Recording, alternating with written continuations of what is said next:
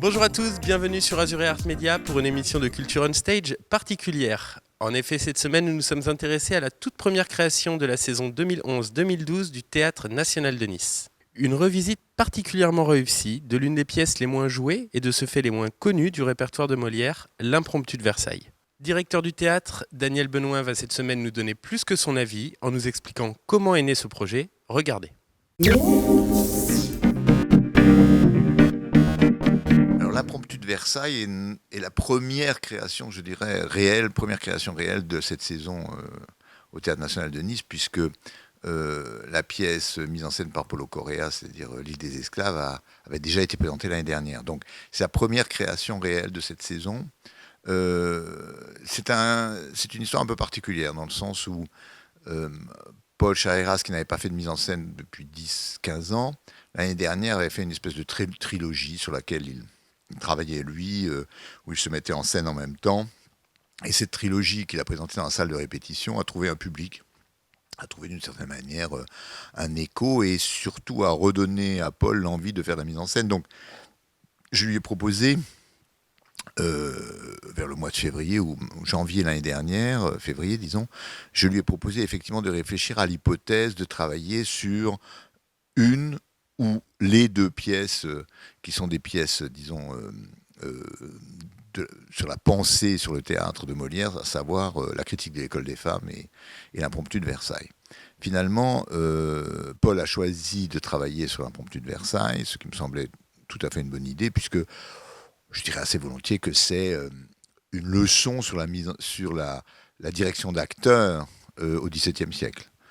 Ce que dans le fond Ariane Mouchkine fait aussi d'une autre manière dans son film Molière. Alors voilà donc ce projet en route. Dans ce projet, il y a bien évidemment beaucoup de personnages dans la pièce de Molière, et Paul a cru intéressant, et il avait raison, de rajouter également dans cette pièce d'autres personnages qui sont des personnages tout simplement de ces gens qui aident sur un plateau de théâtre au XVIIe siècle, les acteurs à jouer. Donc je dirais d'une certaine manière des serviteurs de scène, des serviteurs de la scène, comme il y a des serviteurs dans les pièces de Molière, mais cette fois-ci pour le théâtre et non plus pour Monsieur Jourdain ou pour Alceste. Donc on est dans cette perspective-là, et je trouve que le décor de Jean-Pierre Laporte fonctionne très bien de ce point de vue-là, puisqu'on est à l'envers du décor, on est sur scène, mais le rideau et le public est au fond. Et donc on est dans la situation des coulisses, dans le fond, d'un théâtre au XVIIe siècle, et c'est bien évidemment la situation exacte et réelle de l'Impromptu de Versailles. Là-dessus, je trouve qu'effectivement le spectacle fonctionne en grande partie très bien, je veux dire, parce que le texte de Molière est magnifique sur le théâtre et sur comment en parler aujourd'hui. Parce qu'il y a des scènes formidables dans le spectacle qui sont tout à fait réussies. Je dirais qu'il y en a d'autres qui le sont moins et sur lesquels il faudra réfléchir avant de reprendre ce spectacle et de le montrer ailleurs. Mais globalement, je trouve que le projet est abouti et que nous sommes là face à une vraie leçon de théâtre par Jean-Baptiste Poquelin, qui est interprété d'ailleurs par Paul Chareiras et très bien interprété par Paul. Et je crois qu'il y a là quelque chose, dans le fond, une possibilité réelle de parler du théâtre, comme le fera au XVIIIe siècle Diderot avec le paradoxe du comédien. Je dirais qu'on pourrait volontiers imaginer que l'année prochaine, le paradoxe du comédien soit une sorte de réponse à l'Impromptu de Versailles que nous avons présenté cette année.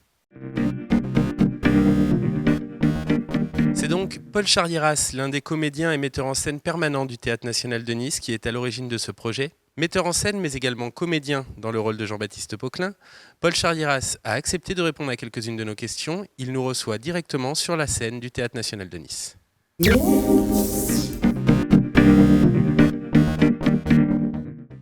Paul Charliéras, bonjour. Merci de nous accueillir ici au Théâtre National de Nice. Alors, comment est née cette idée de monter l'Impromptu de Versailles ? Pourquoi j'ai monté l'Impromptu de Versailles ? Bon, il y a une foultitude de raisons.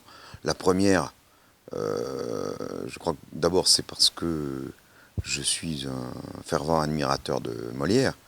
C'est pour moi un de mes auteurs favoris. J'adore cette langue. Donc déjà, ça m'orientait très fortement sur Molière. Et ensuite, l'Impromptu de Versailles.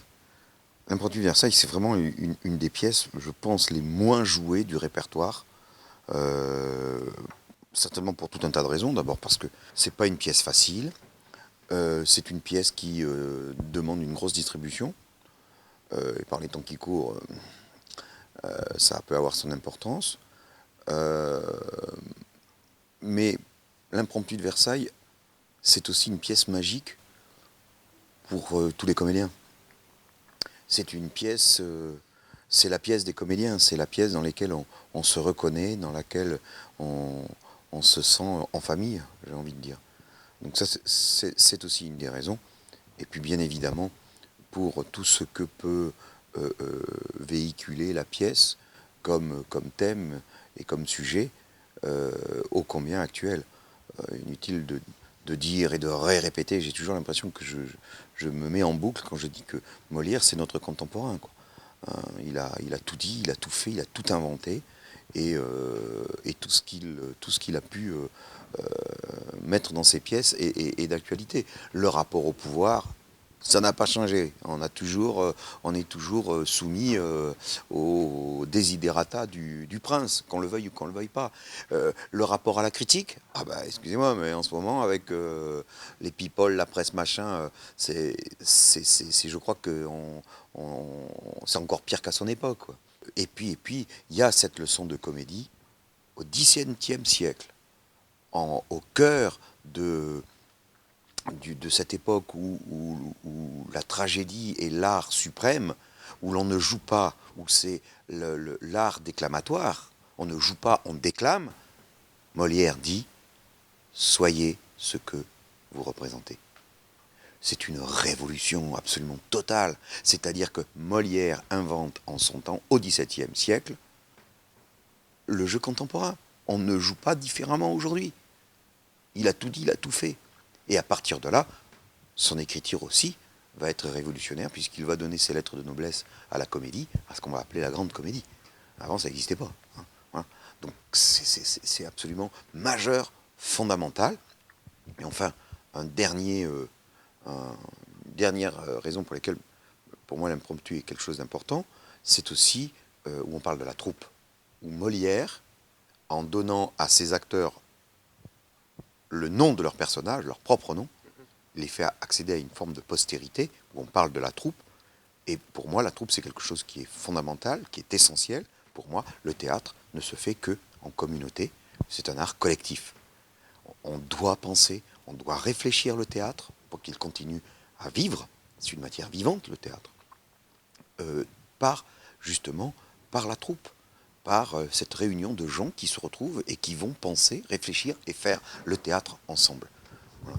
Donc ça c'est aussi quelque chose d'important. Et cette pièce est une éloge à la troupe. Qu'est-ce que vous vouliez exprimer précisément à travers la mise en scène de cette pièce ? La mise en scène est truffée d'anecdotes et de références. Il y en a à chaque virgule.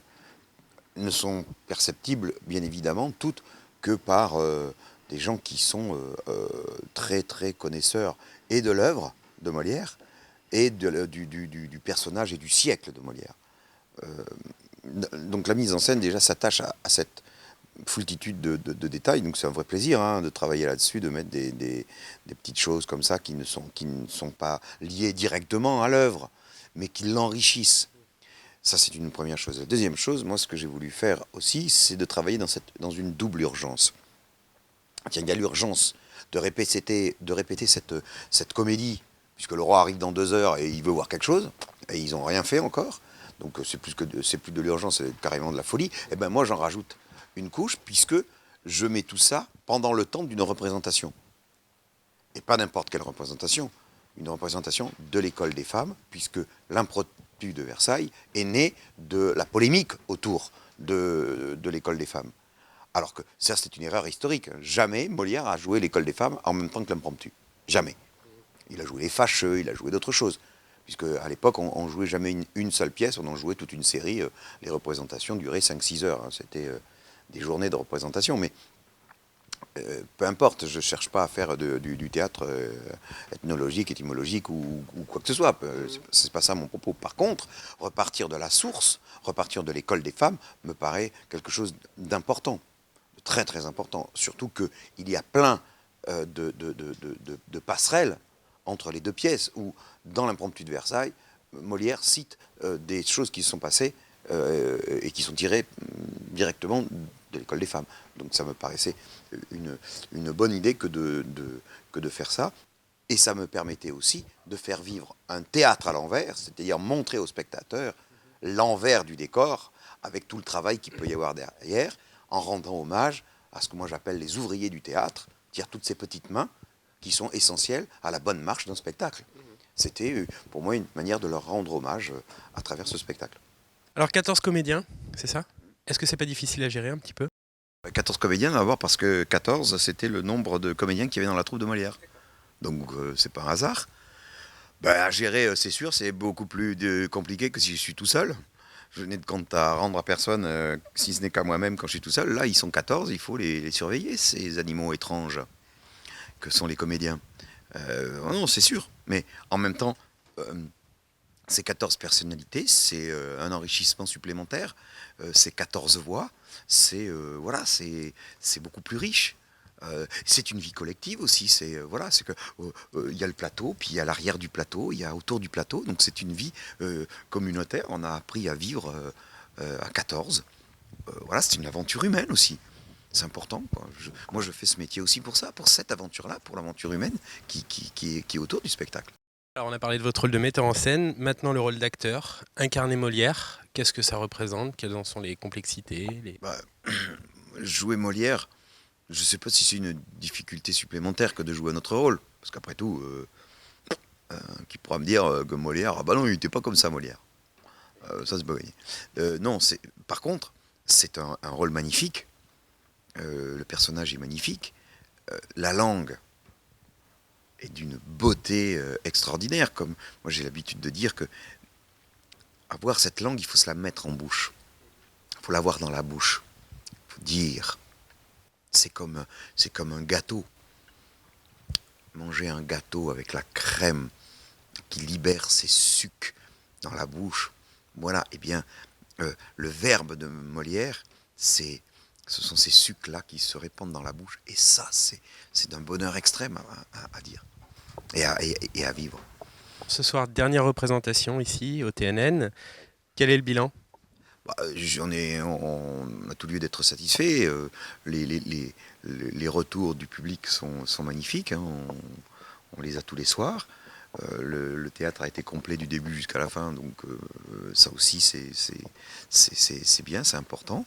Et puis il nous reste tous ces souvenirs, toutes ces choses que nous avons partagées en commun. La vie du spectacle n'est peut-être pas terminée. Peut-être que le spectacle sera repris sur une tournée prochaine. On va voir, on va voir l'opportunité. En tous les cas, s'il y a la moindre opportunité, on la saisira. Ça, c'est évident. Non, le bilan est superbe, quoi. J'ai toutes les satisfactions du monde avec ce spectacle. Vous l'avez compris, 14 comédiens étaient au casting de cette pièce, des comédiens professionnels bien sûr, mais aussi des étudiants en théâtre de l'Université de Nice. 3 d'entre eux nous ont livré leurs impressions au soir de la dernière représentation. Il s'agit de Walid Abdesattar et Jean Sacchetti pour les étudiants et de la comédienne Laetitia Rosier.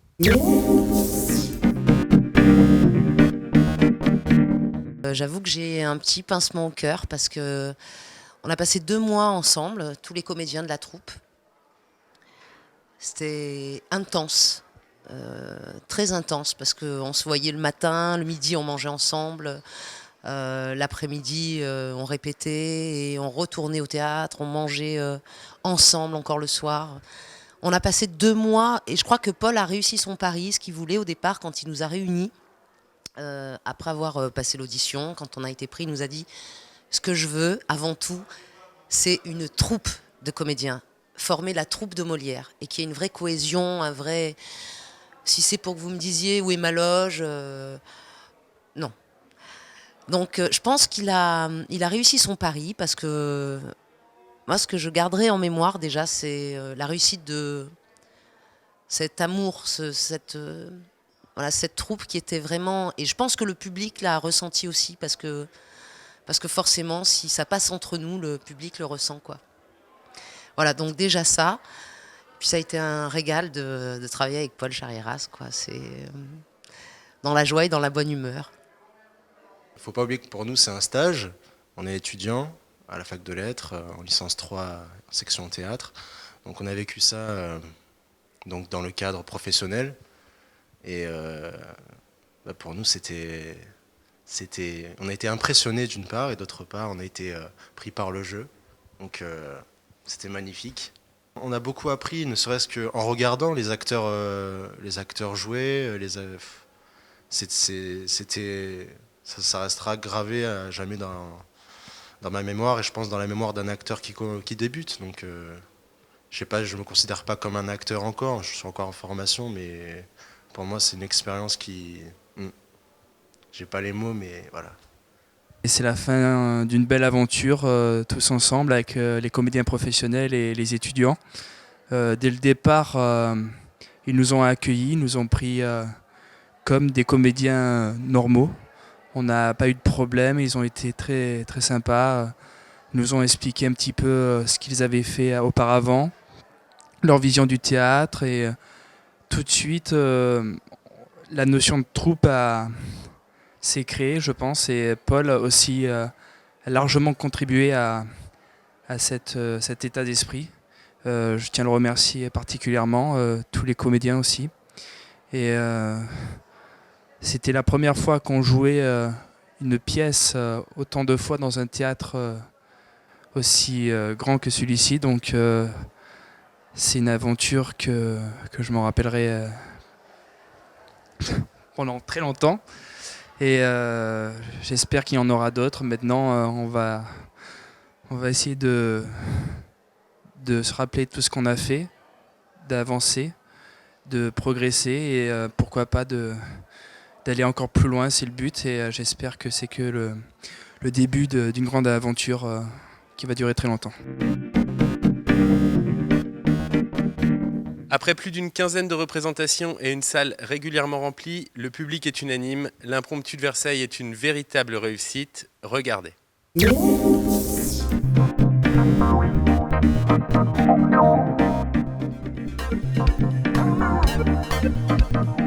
J'ai trouvé que la pièce était très, très, très rondement menée. J'ai trouvé que c'était original, enlevé. Il y avait vraiment beaucoup de bonne humeur en plus. Les costumes fabuleux. J'ai trouvé ça très intéressant. Ça nous a permis de voir un petit peu l'envers du décor, de voir ce que c'était que de driver des comédiens, voir ce qui pouvait se dire et se faire en coulisses au niveau des mimiques, du jeu d'acteur. C'était fort agréable, c'était une première pour moi parce que Molière, bon, à part à l'école, je ne connais pas beaucoup, mais j'ai vraiment pas été déçu de la pièce. Extraordinaire d'intelligence, de trouvailles, d'insolite, superbe. Je pense qu'on peut que applaudir au fait qu'il y ait une reconstitution de la vie de la troupe de Molière et des moyens techniques mis en œuvre par ces gens-là à cette époque-là, qui étaient quand même assez époustouflants. Le jeu d'acteur tout à fait surprenant, j'ai trouvé ça très très intéressant. Les comédiens, fabuleux, fabuleux. C'est vraiment une comédie avec des acteurs formidables. C'est un très beau jeu d'acteurs. Extraordinaire tous. Alors Molière, c'est vraiment Molière. Je trouve ça super intéressant. La mise en scène était assez surprenante avec des apparitions de décors, avec quelque chose d'assez... avec une construction assez baroque, avec plein plein de décors qui sont en mouvement. Je trouve que la magie opère, les spectateurs sont presque acteurs de la situation. La mise en scène très originale. Une mise en scène tout à fait originale, où on découvre petit à petit donc, ce monde du théâtre, leurs difficultés. J'ai vraiment beaucoup apprécié. C'est assez surprenant, assez vivant et assez festif, donc c'est vraiment un bon moment. Superbe, un moment magique.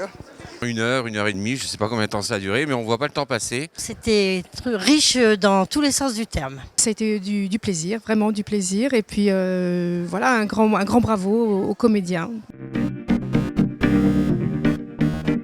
Culture on Stage, c'est terminé pour aujourd'hui, mais avant de se quitter, je vous laisse avec une partie de la troupe de l'Impromptu de Versailles qui a un dernier message à vous adresser.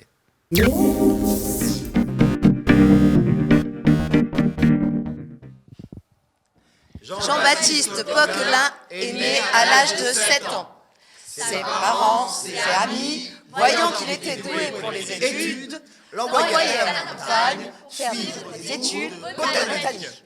Chemin faisant, il lui faim. Oh là, aubergiste, qu'as-tu? J'ai du pain, j'ai du vin, j'ai des œufs. C'est bon les œufs. Il en prit un, en mangea 2, prit du poisson, une arête détendue, sur sa tombe on l'écrivit, Jean-Baptiste Poquelin est né à l'âge de 7 ans. Ses parents, amis, voyant qu'il était doué pour les études, l'envoyèrent à la montagne faire des études.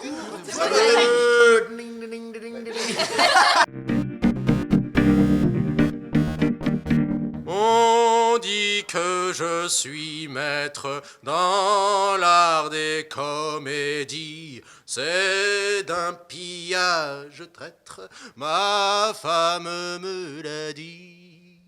J'ai l'air d'avoir des lettres, vieillard je reverdis, vieillard je reverdis.